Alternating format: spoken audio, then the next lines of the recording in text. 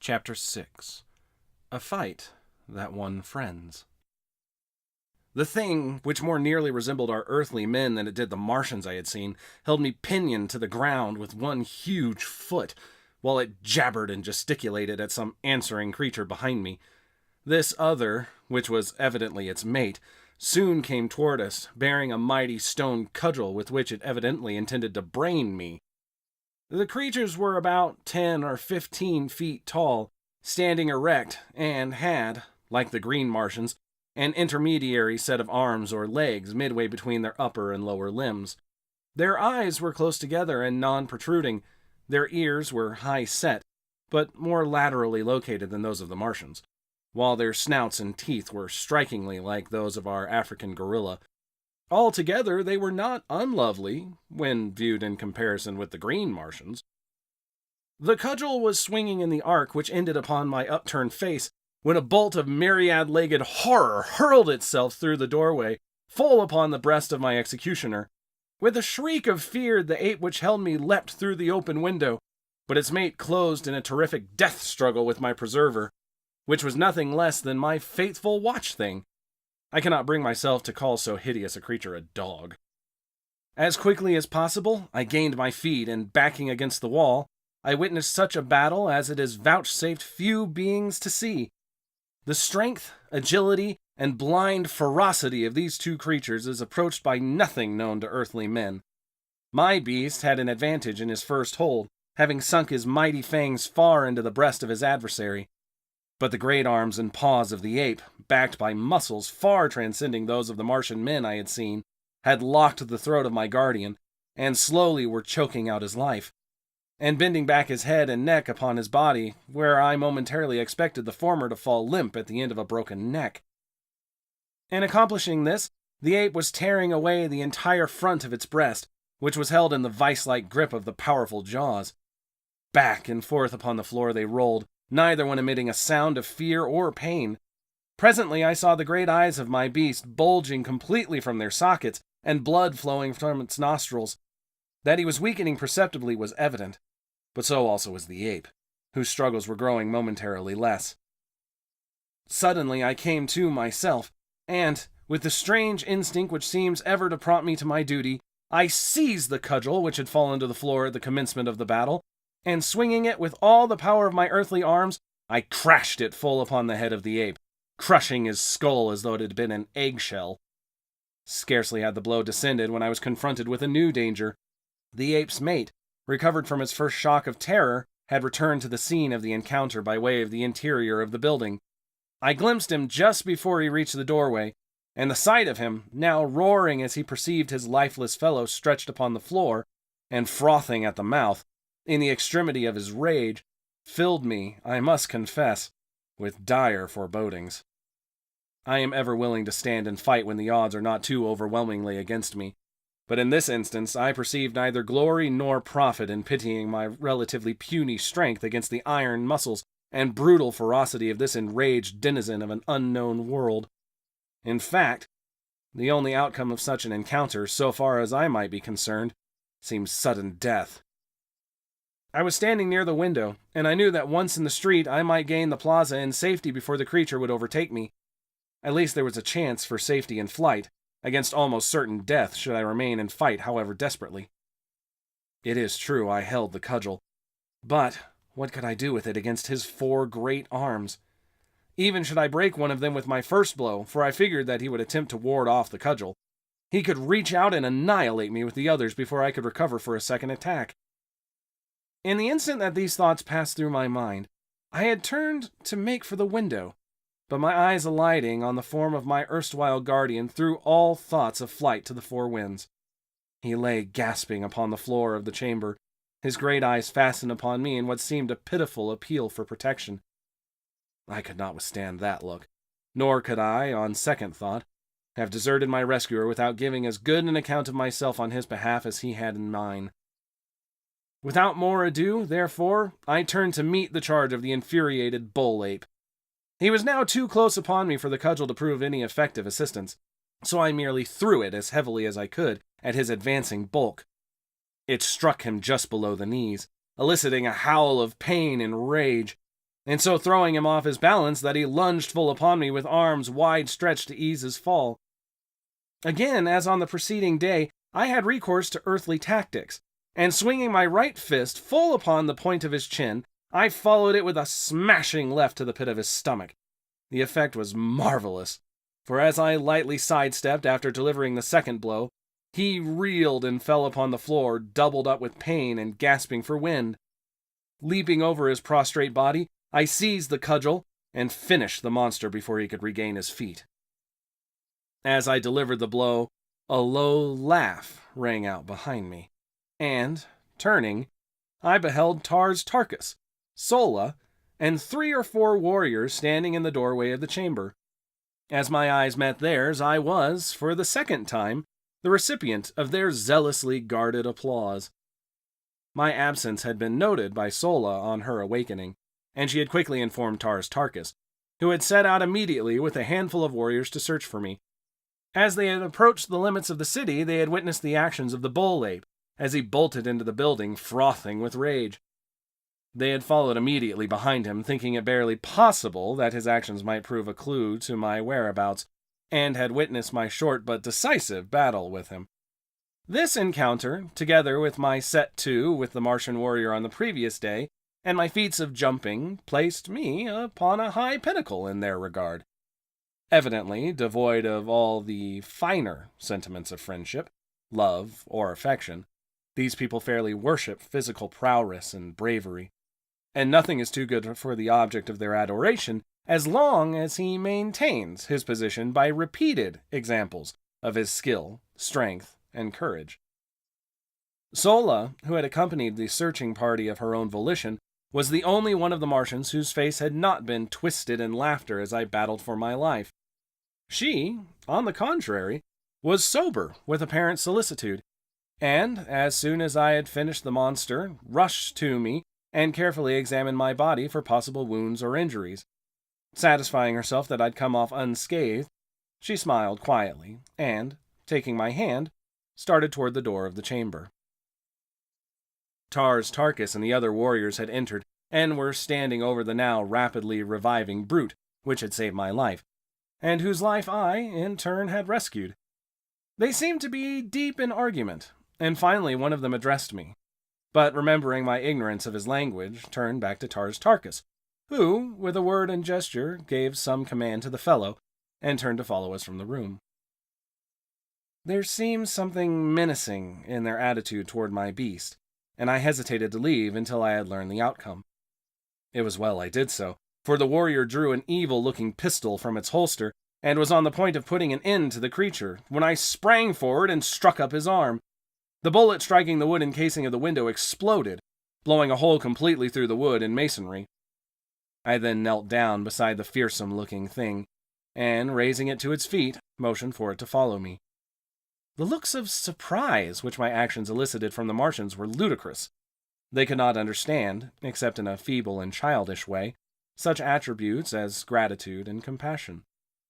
The warrior whose gun I had struck up looked inquiringly at Tarkus, but the latter signed that I be left to my own devices. And so we returned to the plaza, with my great beast following close at heel, and Sola grasping me tightly by the arm. I had at least 2 friends on Mars, a young woman who watched over me with motherly solicitude, and a dumb brute, which, as I later came to know, held in its poor, ugly carcass more love, more loyalty, more gratitude than could have been found in the entire 5 million green Martians who roved the deserted cities and dead sea bottoms of Mars. Chapter 7. Child Raising on Mars. After a breakfast, which was an exact replica of the meal of the preceding day, and an index of practically every meal which followed while I was with the green men of Mars, Sola escorted me to the plaza, where I found the entire community engaged in watching or helping at the harnessing of huge Macedonian animals to great 3-wheeled chariots.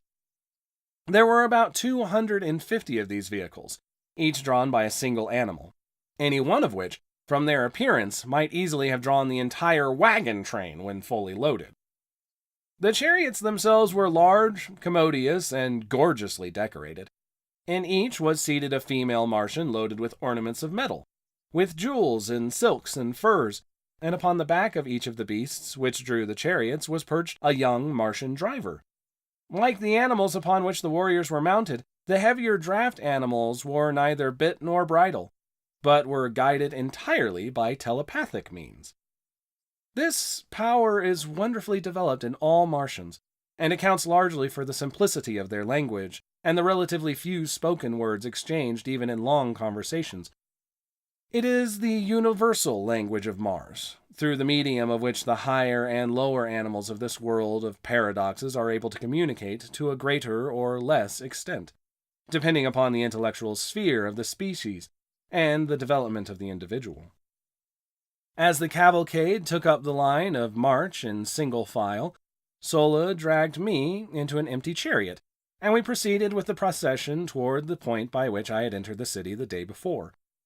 At the head of the caravan rode some 200 warriors, 5 abreast, and a like number brought up the rear, while 25 or 30 outriders flanked us on either side. Everyone but myself, men, women, and children, were heavily armed, and at the tail of each chariot trotted a Martian hound, my own beast following closely behind ours. In fact, the faithful creature never left me voluntarily during the entire 10 years I spent on Mars. Our way led out across the little valley before the city, through the hills and down into the Dead Sea bottom which I had traversed on my journey from the incubator to the plaza. The incubator, as it proved, was the terminal point of our journey this day, and, as the entire cavalcade broke into a mad gallop as soon as we reached the level expanse of sea bottom, we were soon within sight of our goal. On reaching it, the chariots were parked with military precision on the 4 sides of the enclosure, and half a score of warriors headed by the enormous Chieftain, and including Tars Tarkas and several other lesser chiefs, dismounted and advanced toward it. I could see Tars Tarkas explaining something to the principal Chieftain, whose name, by the way, was, as nearly as I can translate it into English, Lorquas Tomel Jed. Jed being his title. I was soon apprised of the subject of their conversation as, calling to Sola, Tars Tarkas signed for her to send me to him. I had by this time mastered the intricacies of walking under Martian conditions, and, quickly responding to his command, I advanced to the side of the incubator, where the warriors stood. As I reached their side, a glance showed me that all but a very few eggs had hatched, the incubator being fairly alive with the hideous little devils. They ranged in height from 3 to 4 feet, and were moving restlessly about the enclosure as though searching for food. As I came to a halt before him, Tars Tarkas pointed over the incubator and said, "Sack!" I saw that he wanted me to repeat my performance of yesterday for the edification of Lorcas Tomel, and, as I must confess that my prowess gave me no little satisfaction, I responded quickly, leaping entirely over the parked chariots on the far side of the incubator. As I returned, Lorcas Tomel grunted something at me, and turning to his warriors gave a few words of command relative to the incubator. They paid no further attention to me, and I was thus permitted to remain close and watch their operations, which consisted in breaking an opening in the wall of the incubator, large enough to permit of the exit of the young Martians. On either side of this opening, the women and the younger Martians, both male and female, formed 2 solid walls leading out through the chariots, and quite a way into the plain beyond. Between these walls, the little Martians scampered, wild as deer, being permitted to run the full length of the aisle, where they were captured, one at a time, by the women and the older children, the last in the line capturing the first little one to reach the end of the gauntlet, her opposite in the line capturing the second, and so on, until all the little fellows had left the enclosure and been appropriated by some youth or female. As the women caught the young, they fell out of line, and returned to their respective chariots, while those who fell into the hands of the young men were later turned over to some of the women. I saw that the ceremony, if it could be dignified by such a name, was over, and seeking out Sola, I found her in our chariot with a hideous little creature held tightly in her arms. The work of rearing young Green Martians consists solely in teaching them to talk, and to use the weapons of warfare, with which they are loaded down from the very first year of their lives. Coming from eggs in which they have lain for 5 years, the period of incubation, they step forth into the world perfectly developed except in size, entirely unknown to their mothers, who in turn would have difficulty in pointing out the fathers with any degree of accuracy. They are the common children of the community, and their education devolves upon the females who chance to capture them as they leave the incubator. Their foster mothers may not even have had an egg in the incubator, as was the case with Sola, who had not commenced to lay until less than a year before she became the mother of another woman's offspring. But this counts for little among the Green Martians, as parental and filial love is as unknown to them as it is common among us. I believe this horrible system, which has been carried on for ages, is the direct cause of the loss of all the finer feelings and higher humanitarian instincts among these poor creatures. From birth, they know no father or mother love. They know not the meaning of the word home. They are taught that they are only suffered to live until they can demonstrate by their physique and ferocity that they are fit to live. Should they prove deformed or defective in any way, they are promptly shot. Nor do they see a tear shed for a single one of the many cruel hardships they pass through from earliest infancy. I do not mean that the adult Martians are unnecessarily or intentionally cruel to the young, but theirs is a hard and pitiless struggle for existence upon a dying planet, the natural resources of which have dwindled to a point where the support of each additional life means an added tax upon the community into which it is thrown. By careful selection, they rear only the hardiest specimens of each species, and with almost supernatural foresight, they regulate the birth rate to merely offset the loss by death. Each adult Martian female brings forth about 13 eggs each year, and those which meet the size, weight, and specific gravity tests are hidden in the recesses of some subterranean vault, where the temperature is too low for incubation.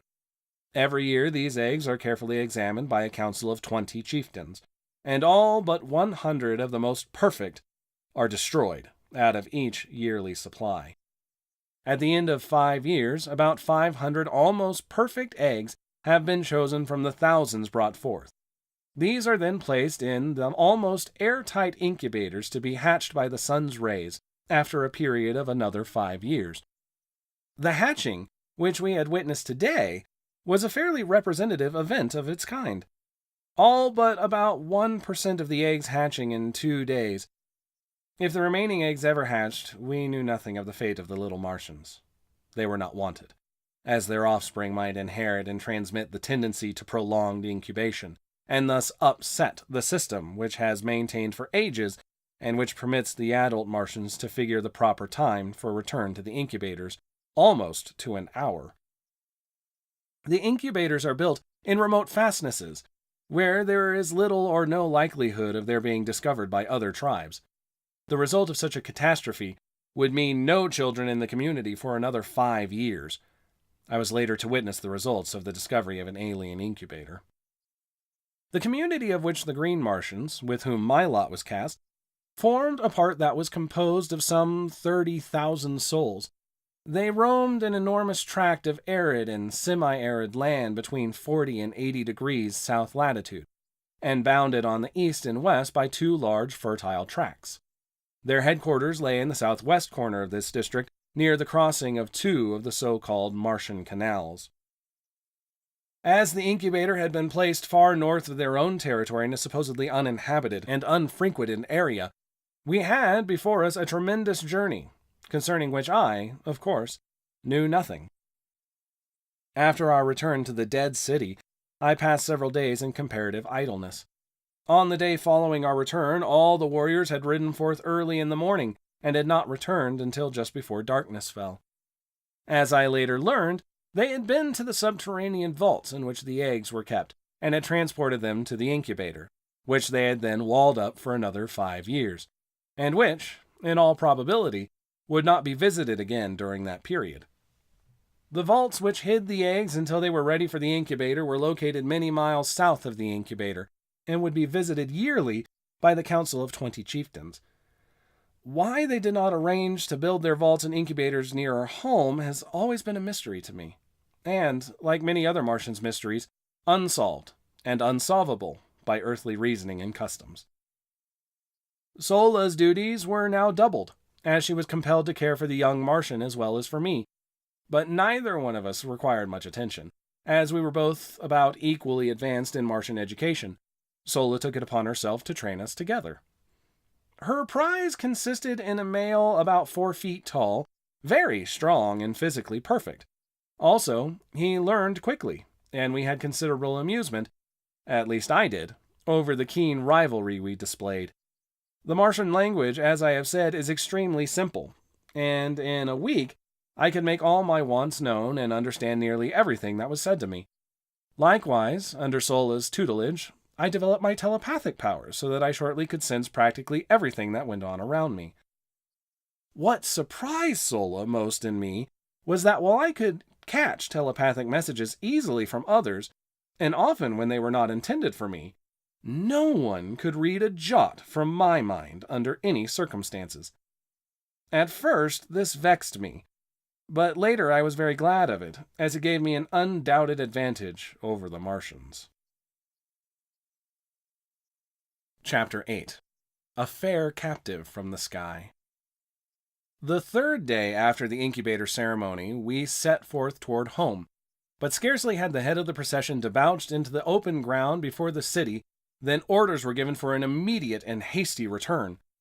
As though trained for years in this particular evolution, the Green Martians melted like mist into the spacious doorways of the nearby buildings, until, in less than 3 minutes, the entire cavalcade of chariots, mastodons, and mounted warriors was nowhere to be seen. Sola and I had entered a building upon the front of the city, in fact, the same one in which I had had my encounter with the apes, and, wishing to see what had caused the sudden retreat, I mounted to an upper level and peered from the window out over the valley and the hills beyond. And there I saw the cause of their sudden scurrying to cover. A huge craft, long, low, and gray-painted, swung slowly over the crest of the nearest hill. Following it came another, and another, and another, until 20 of them, swinging low above the ground, sailed slowly and majestically toward us. Each carried a strange banner swung from stem to stern above the upper works, and upon the prow of each was painted some odd device that gleamed in the sunlight and showed plainly, even at the distance at which we were from the vessels. I could see figures crowding the forward decks and upper works of the aircraft. Whether they had discovered us or simply were looking at the deserted city, I could not say. But in any event, they received a rude reception. For suddenly and without warning, the Green Martian warriors fired a terrific volley from the windows of the buildings facing the little valley across which the great ships were so peacefully advancing. Instantly the scene changed as by magic. The foremost vessel swung broadside toward us, and bringing her guns into play, returned our fire, at the same time moving parallel to our front for a short distance, and then turning back with the evident intention of completing a great circle, which would bring her up to position once more opposite our firing line. The other vessels followed in her wake, each one opening upon us as she swung into position. Our own fire never diminished, and I doubt if 25% of our shots went wild. It had never been given me to see such deadly accuracy of aim, and it seemed as though a little figure on one of the craft dropped at the explosion of each bullet, while the banners and upper works dissolved in spurts of flame as the irresistible projectiles of our warriors mowed through them. The fire from the vessels was almost ineffectual, owing, as I afterward learned, to the unexpected suddenness of the first volley, which caught the ship's crews entirely unprepared, and the sighting apparatus of the guns unprotected from the deadly aim of our warriors. It seems that each green warrior has certain objective points for his fire under relatively identical circumstances of warfare. For example, a proportion of them, always the best marksmen, direct their fire entirely upon the wireless finding and sighting apparatus of the big guns of an attacking naval force. Another detail attends to the smaller guns in the same way. Others pick off the gunners, still others the officers, while certain other quotas concentrate their attention upon the other members of the crew, upon the upper works, and upon the steering gear and propellers. 20 minutes after the first volley, the great fleet swung, trailing off in the direction from which it had first appeared. Several of the craft were limping perceptibly, and seemed but barely under the control of their depleted crews. Their fire had ceased entirely, and all their energies seemed focused upon escape. Our warriors then rushed up to the roofs of the buildings which we occupied, and followed the retreating armada with a continuous fusillade of deadly fire. One by one, however, the ships managed to dip below the crests of the outlying hills, until only one barely moving craft was in sight. This had received the brunt of our fire, and seemed to be entirely unmanned, as not a moving figure was visible upon her decks. Slowly she swung from her course, circling back toward us in an erratic and pitiful manner. Instantly the warriors ceased firing, for it was quite apparent that the vessel was entirely helpless, and, far from being in a position to inflict harm upon us, she could not even control herself sufficiently to escape. As she neared the city, the warriors rushed out upon the plain to meet her, but it was evident that she still was too high for them to hope to reach her decks.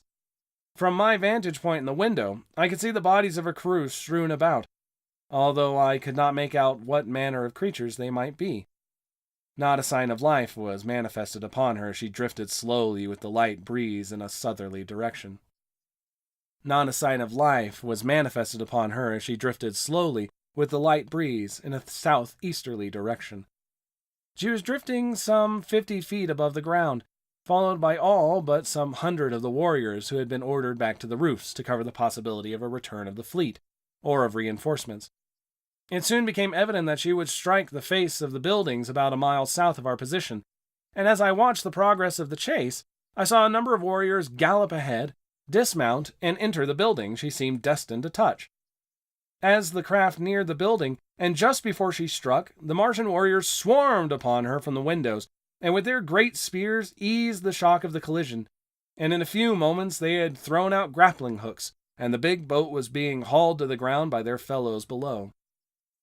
After making her fast, they swarmed the sides and searched the vessel from stem to stern.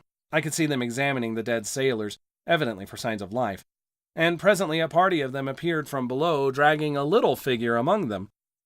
The creature was considerably less than half as tall as the Green Martian warriors, and from my balcony I could see that it walked erect upon 2 legs, and surmised that it was some new and strange Martian monstrosity with which I had not, as yet, become acquainted.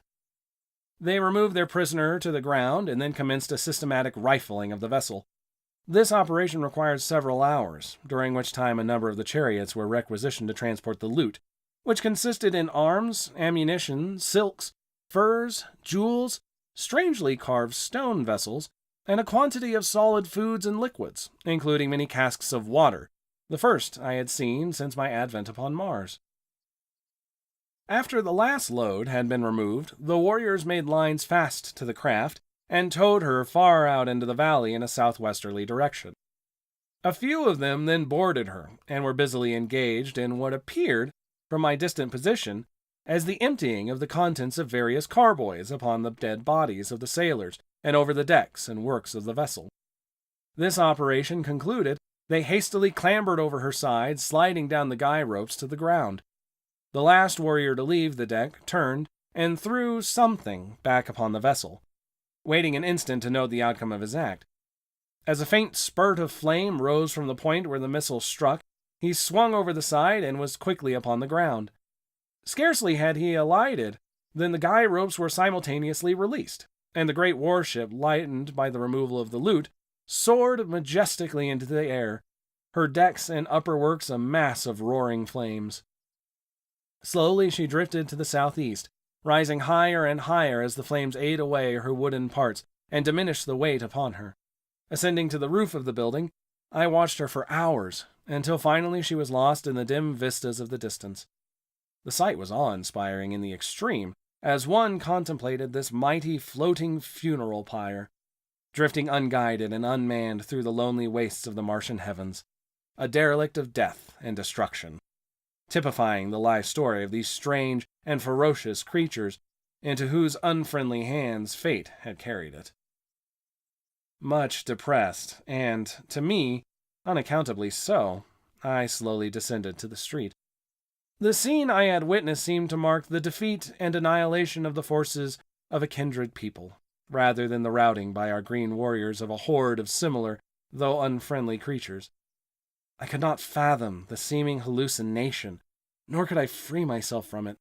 But somewhere in the innermost recesses of my soul, I felt a strange yearning toward these unknown foemen, and a mighty hope surged through me that the fleet would return and demand a reckoning from the green warriors who had so ruthlessly and wantonly attacked it. Close at my heel, in his now accustomed place, followed Woola, the hound, and as I emerged upon the street, Sola rushed up to me as though I had been the object of some search on her part. The cavalcade was returning to the plaza, the homeward march having been given up for that day, nor, in fact, was it recommenced for more than a week, owing to the fear of a return attack by the aircraft. Lorquas Tomel was too astute an old warrior to be caught upon the open plains with a caravan of chariots and children, and so we remained at the deserted city until the danger seemed past. As Sola and I entered the plaza, a sight met my eyes which filled my whole being with a great surge of mingled hope, fear, exultation, and depression. And yet, most dominant was a subtle sense of relief and happiness, for just as we neared the throng of Martians, I caught a glimpse of the prisoner from the battlecraft, who was being roughly dragged into a nearby building by a couple of green Martian females. And the sight which met my eyes was that of a slender, girlish figure, similar in every detail to the earthly women of my past life. She did not see me at first, but just as she was disappearing through the portal of the building which was to be her prison, she turned, and her eyes met mine. Her face was oval and beautiful in the extreme. Her every feature was finely chiseled and exquisite, her eyes large and lustrous, and her head surmounted by a mass of coal-black, waving hair, caught loosely into a strange yet becoming coiffure. Her skin was of a light reddish copper color, against which the crimson glow of her cheeks and the ruby of her beautifully molded lips shone with a strangely enhancing effect. She was as destitute of clothes as the green Martians who accompanied her. Indeed, save for her highly wrought ornaments, she was entirely naked. Nor could any apparel have enhanced the beauty of her perfect and symmetrical figure. As her gaze rested on me, her eyes opened wide in astonishment, and she made a little sign with her free hand, a sign which I did not, of course, understand. Just a moment we gazed upon each other, and then the look of hope and renewed courage which had glorified her face as she discovered me faded into one of utter dejection, mingled with loathing and contempt. I realized I had not answered her signal, and, ignorant as I was of Martian customs, I intuitively felt that she had made an appeal for succor and protection, which my unfortunate ignorance had prevented me from answering. And then she was dragged out of my sight into the depths of the deserted edifice. Chapter 9. I Learn the Language. As I came back to myself, I glanced at Sola, who had witnessed this encounter, and I was surprised to note a strange expression upon her usually expressionless countenance. What her thoughts were I did not know, for as yet I had learned but little of the Martian tongue, enough only to suffice for my daily needs. As I reached the doorway of our building, a strange surprise awaited me. A warrior approached, bearing the arms, ornaments, and full accoutrements of his kind. These he presented to me with a few unintelligible words, and a bearing at once respectful and menacing. Later, Sola, with the aid of several of the other women, remodeled the trappings to fit my lesser proportions, and after they completed the work, I went about garbed in all the panoply of war. From then on, Sola instructed me in the mysteries of the various weapons, and with the Martian young, I spent several hours each day practicing upon the plaza. I was not yet proficient with all the weapons, but my great familiarity with similar earthly weapons made me an unusually apt pupil, and I progressed in a very satisfactory manner. The training of myself and the young Martians was conducted solely by the women, who not only attend to the education of the young in the arts of individual defense and offense, but are also the artisans who produce every manufactured article wrought by the Green Martians. They make the powder, the cartridges, the firearms. In fact, everything of value is produced by the females. In time of actual warfare, they form a part of the reserves, and when the necessity arises, fight with even greater intelligence and ferocity than the men. The men are trained in the higher branches of the art of war, in strategy and the maneuvering of large bodies of troops. They make the laws as they are needed, a new law for each emergency. They are unfettered by precedent in the administration of justice. Customs have been handed down by ages of repetition. But the punishment for ignoring a custom is a matter for individual treatment by a jury of the culprit's peers. And I must say that justice seldom misses fire, but seems rather to rule in inverse ratio to the ascendancy of law. In one respect, at least, the Martians are happy people. They have no lawyers. I did not see the prisoner again for several days subsequent to our first encounter, and then only to catch a fleeting glimpse of her as she was being conducted to the great audience chamber, which I had had my first meeting with Lorcas Tomel.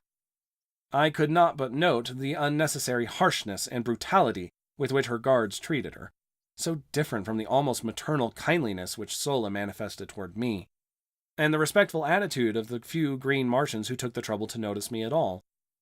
I had observed on the 2 occasions when I had seen her that the prisoner exchanged words with her guards, and this convinced me that they spoke, or at least could make themselves understood by a common language.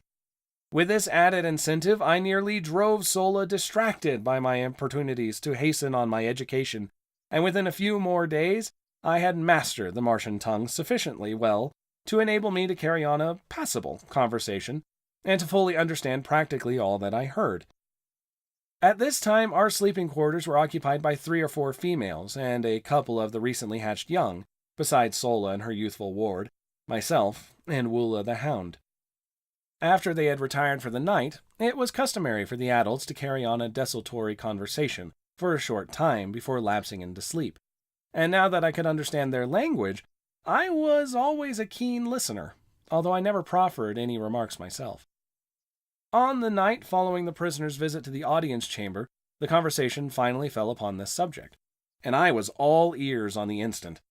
I had feared to question Sola relative to the beautiful captive, as I could not but recall the strange expression I had noted upon her face after my first encounter with the prisoner. That it denoted jealousy I could not say. And yet, judging all things by mundane standards as I still did, I felt it safer to affect indifference in the matter until I learned more surely Sola's attitude toward the object of my solicitude. Sarkoja, one of the older women who shared our domicile, had been present at the audience as one of the captive's guards, and it was toward her the question turned. "When," asked one of the women, "will we enjoy the death throes of the Red One? Or does Lorquas Tomel Jed intend holding her for ransom?" "They have decided to carry her with us back to Thark, and exhibit her last agonies at the great games before Tal Hajas," replied Sarkoja. "What will be the manner of her going out?" inquired Sola. "She is very small and very beautiful. I had hoped that they would hold her for ransom." Sarkoja and the other women grunted angrily at this evidence of weakness on the part of Sola. "It is sad, Sola, that you were not born 1,000,000 years ago," snapped Sarkoja, "when all the hollows of the land were filled with water, and the peoples were as soft as the stuff they sailed upon. In our day, we have progressed to a point where such sentiments mark weakness and atavism. It will not be well for you to permit Tars Tarkas to learn that you hold such degenerate sentiments, as I doubt that he would care to entrust such as you with the grave responsibilities of maternity." "I see nothing wrong with my expression of interest in this red woman," retorted Sola. "She has never harmed us, nor would she, should we have fallen into her hands. It is only the men of her kind who war upon us, and I have ever thought that their attitude toward us is but the reflection of ours toward them. They live at peace with all their fellows, except when duty calls upon them to make war, while we are at peace with none, forever warring among our own kind as well as upon the red men, and even in our own communities the individuals fight among themselves. Oh, it is one continual awful period of bloodshed from the time we break the shell until we gladly embrace the bosom of the river of mystery, the dark and ancient Is, which carries us to an unknown, but at least no more frightful and terrible existence. Fortunate indeed is he who meets his end in an early death. Say what you please to Tars Tarkas, He can mete out no worse fate to me than a continuation of the horrible existence we are forced to lead in this life." This wild outbreak on the part of Sola so greatly surprised and shocked the other women that, after a few words of general reprimand, they all lapsed into silence and were soon asleep. One thing the episode had accomplished was to assure me of Sola's friendliness toward the poor girl, and also to convince me that I had been extremely fortunate in falling into her hands, rather than those of some of the other females. I knew that she was fond of me, and now that I had discovered that she hated cruelty and barbarity, I was confident that I could depend upon her to aid me and the girl captive to escape, provided, of course, that such a thing was within the range of possibilities. I did not even know that there were any better conditions to escape to, but I was more than willing to take my chances among people fashioned after my own mold rather than to remain longer among the hideous and bloodthirsty green men of Mars. But where to go and how was as much of a puzzle to me as the age-old search for the spring of eternal life has been to earthly men since the beginning of time. I decided that at the first opportunity I would take Sola into my confidence and openly ask her to aid me, and with this resolution strong upon me, I turned among my silks and furs and slept the dreamless and refreshing sleep of Mars. Chapter 10. Champion and Chief. Early the next morning I was astir. Considerable freedom was allowed me, as Sola had informed me that so long as I did not attempt to leave the city, I was free to go and come as I pleased. She had warned me, however, against venturing forth unarmed, as this city, like all other deserted metropolises of an ancient Martian civilization, was peopled by the great white apes of my second day's adventure. In advising me that I must not leave the boundaries of the city, Sola had explained that Woola would prevent this anyway, should I attempt it, and she warned me most urgently not to arouse his fierce nature by ignoring his warnings, should I venture too close to the forbidden territory. His nature was such, she said, that he would bring me back into the city dead or alive, should I persist in opposing him. "Preferably dead," she added. On this morning, I had chosen a new street to explore, when suddenly I found myself at the limits of the city. Before me were low hills pierced by narrow and inviting ravines. I longed to explore the country before me, and, like the pioneer stock from which I sprang, to view what the landscapes beyond the encircling hills might disclose from the summits which shut out my view. It also occurred to me that this would prove an excellent opportunity to test the qualities of Woola. I was convinced that the brute loved me.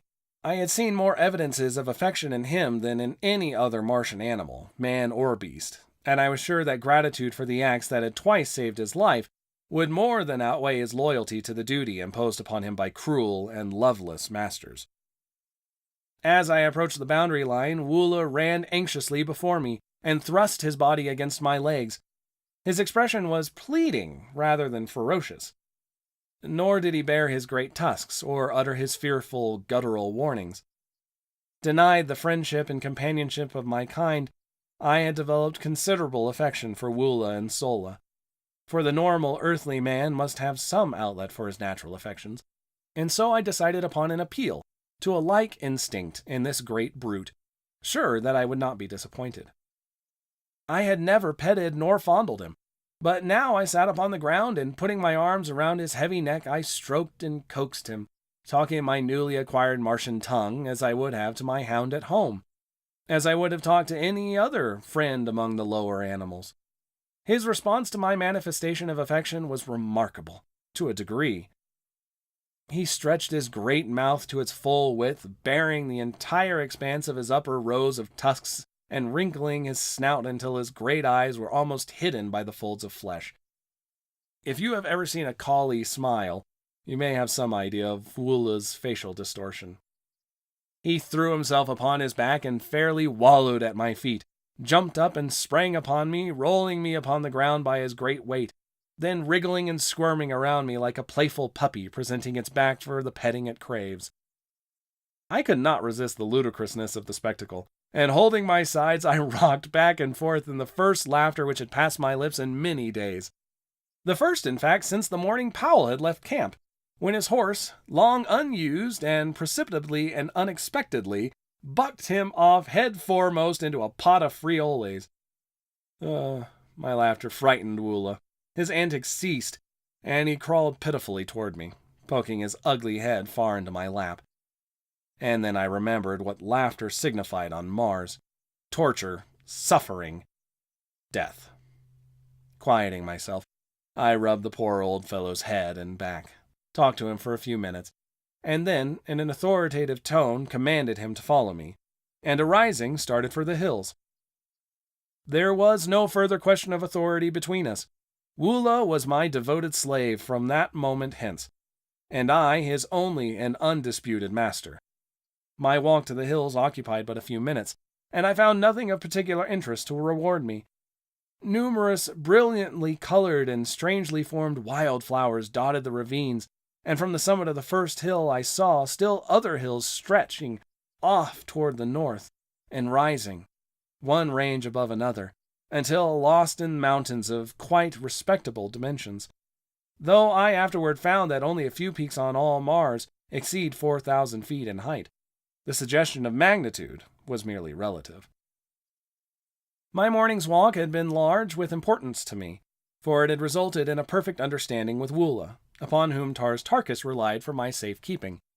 I now knew that while theoretically a prisoner, I was virtually free, and I hastened to regain the city limits before the defection of Woola could be discovered by his erstwhile masters.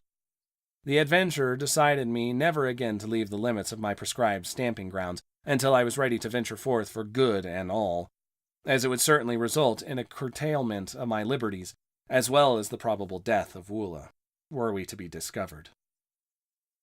On regaining the plaza, I had my third glimpse of the captive girl. She was standing with her guards before the entrance to the audience chamber, and as I approached, she gave me one haughty glance and turned her back full upon me. The act was so womanly, so earthly womanly, that though it stung my pride, it also warmed my heart with a feeling of companionship. It was good to know that someone else on Mars beside myself had human instincts of a civilized order, even though the manifestation of them was so painful and mortifying. Had a Green Martian woman desired to show dislike or contempt, she would, in all likelihood, have done it with a sword thrust or a movement of her trigger finger. But as their sentiments are mostly atrophied, it would have required a serious injury to have aroused such passion in them. Sola, let me add, was an exception. I never saw her perform a cruel or uncouth act, or fail in uniform kindness and good nature. She was indeed, as her fellow Martian had said of her, an atavism, a dear and precious reversion to a former type of loved and loving ancestor. Seeing that the prisoner seemed the center of attraction, I halted to view the proceedings. I had not long to wait, for presently Lorcas Tomel and his retinue of chieftains approached the building, and, signing the guards to follow with the prisoner, entered the audience chamber. Realizing that I was a somewhat favored character, and also convinced that the warriors did not know of my proficiency in their language, as I had pled with Sola to keep this a secret on the grounds that I did not wish to be forced to talk with the men until I had perfectly mastered the Martian tongue, I chanced an attempt to enter the audience chamber and listen to the proceedings. The council squatted upon the steps of the rostrum, while below them stood the prisoner and her two guards. I saw that one of the women was Sarkoja, and thus understood how she had been present at the hearing of the preceding day, the results of which she had reported to the occupants of our dormitory last night. Her attitude toward the captive was most harsh and brutal. When she held her, she sunk her rudimentary nails into the poor girl's flesh, or twisted her arm in a most painful manner. When it was necessary to move from one spot to another, she either jerked her roughly or pushed her headlong before her. She seemed to be venting upon this poor defenseless creature all the hatred, cruelty, ferocity, and spite of her 900 years, backed by unguessable ages of fierce and brutal ancestors. The other woman was less cruel because she was entirely indifferent. If the prisoner had been left to her alone, and fortunately she was at night, she would have received no harsh treatment, nor, by the same token, would she have received any attention at all. As Lorquas Tomel raised his eyes to address the prisoner, they fell on me, and he turned to Tars Tarkas with a word and gesture of impatience. Tars Tarkas made some reply which I could not catch, but which caused Lorquas Tomel to smile. after which they paid no further attention to me. "What is your name?" asked Lorquas Tomel, addressing the prisoner.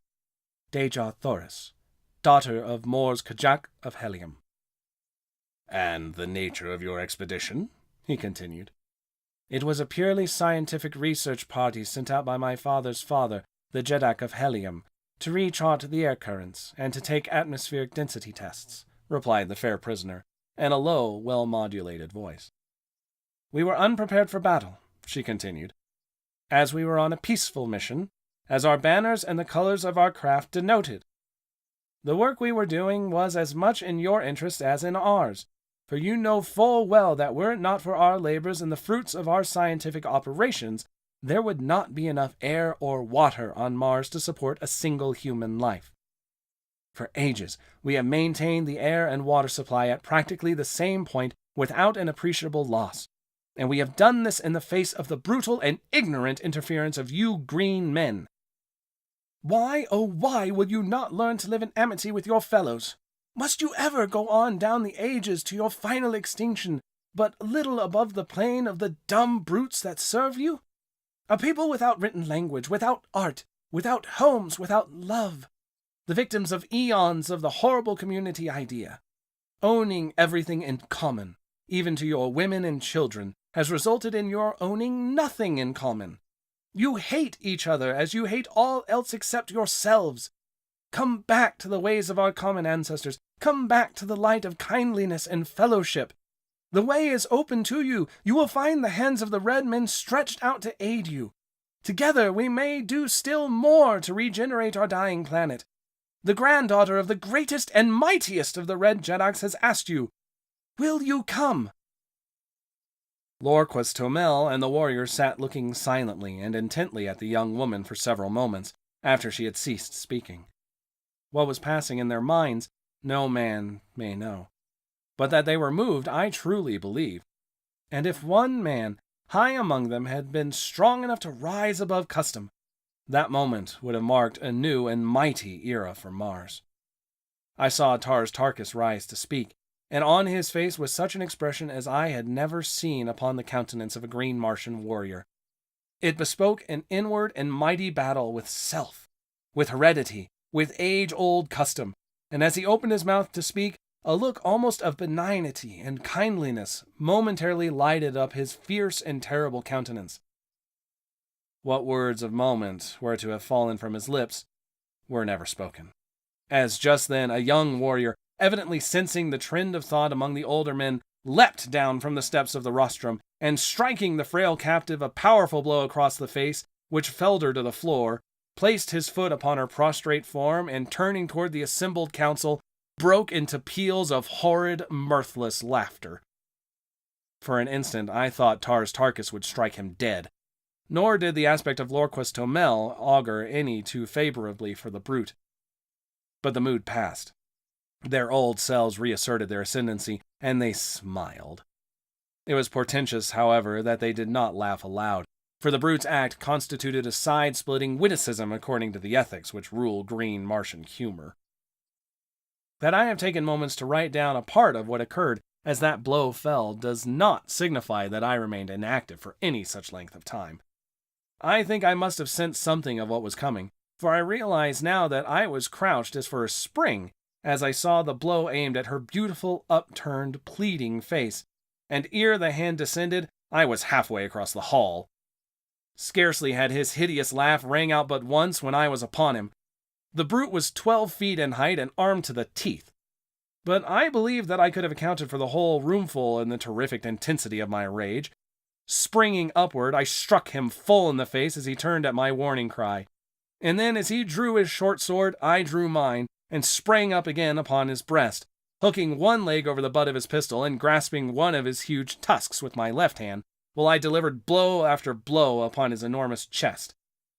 He could not use his short sword to advantage because I was too close to him, nor could he draw his pistol, which he attempted to do in direct opposition to Martian custom, which says that you may not fight a fellow warrior in private combat with any other than the weapon with which you are attacked. In fact, he could do nothing but make a wild and futile attempt to dislodge me. With all his immense bulk, he was little if any stronger than I. and it was but the matter of a moment or two before he sank, bleeding and lifeless, to the floor. Dejah Thoris had raised herself upon one elbow, and was watching the battle with wide, staring eyes. When I had regained my feet, I raised her in my arms and bore her to one of the benches at the side of the room. Again, no Martian interfered with me, and tearing a piece of silk from my cape, I endeavored to staunch the flow of blood from her nostrils. I was soon successful, as her injuries mounted to little more than an ordinary nosebleed. And when she could speak, she placed her hand upon my arm, and looking up into my eyes, said, "Why did you do it?